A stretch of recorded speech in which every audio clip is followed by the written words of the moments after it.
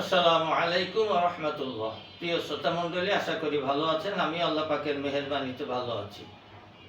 যাদের বীর্য অতীব পাতলা হয়ে গিয়েছে, কোনো ক্রমে ঘন করতে পারছেন না, বহু মেডিসিন খেয়েছেন, এমন পাতলা হয়েছে যে আপনি বলতেই পারেন না কখন বীর্য বাহির হয়ে গিয়েছে। হাঁটা চলার মধ্যে হাসি কাশি দিলেও দু এক ফোঁটা বের হয়ে যায়। এটাকে মেহ বলে, ধাতু ক্ষয়ও বলে।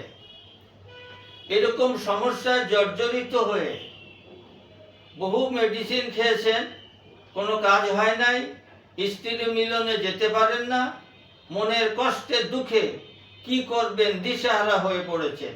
সে সমস্ত পুরুষ ভাইদের জন্য অত্যন্ত বিশ্বমানের চমৎকার একটা রেমিডি নিয়ে উপস্থিত হয়েছি। ফার্স্ট টু লাস্ট না টেনে না কেটে দেখবেন। আমাদের দুইটা উপাদান লাগবে।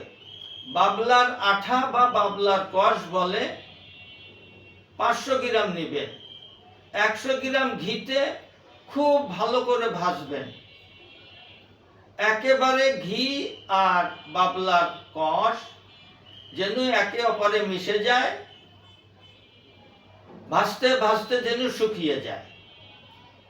তারপরে ওটাকে নামিয়ে ঠান্ডা করে ব্লেন্ডার করে চেলে কাঁচের একটা জারে রাখবেন। কিছুদিন সেবন করুন। কখন কতদিন সেবন করবেন সে কথা বলার আগে আমার এরকম গুরুত্বপূর্ণ ভিডিও পাওয়ার জন্য চ্যানেলটা সাবস্ক্রাইব করে রাখুন, লাইক শেয়ার কমেন্ট করবেন এবং স্ক্রিনে দেওয়া নম্বরে যত জটিল এবং কঠিন রোগ থাকুক না কেন সুপরামর্শ ফ্রিতে পাবেন, যোগাযোগ করুন। তো চলুন, আপনি যে চূর্ণ তৈরি করেছেন, সকালে 5 গ্রাম, রাতে 5 গ্রাম, অর্থাৎ চা চামচের সকালে 1 চামচ, রাতে 1 চামচ খাওয়ার পরে 1 কাপ কুসুম গরম দুধের সাথে মিশিয়ে 2 থেকে 3 মাস সেবন করুন। বীর্য এত গাঢ় হবে যে বাহির হতে চাবে না। আপনার মনে চাবে প্রতি রাতে 2-1 বার স্ত্রী মিলনে যাই এবং স্বামী স্ত্রী উভয় এত আনন্দ পাবেন যে মনে হয় নবযৌবন কেবলই আপনাদের ঘরে ফিরিয়ে আসলো। সুতরাং আর বিলম্ব না করে আজকেই রেমেডি গ্রহণ করা শুরু করুন। সুস্থ থাকুন। আল্লাহ আমাদের সুস্থতা দান করুন, আমিন। আজ এখানেই শেষ করছি।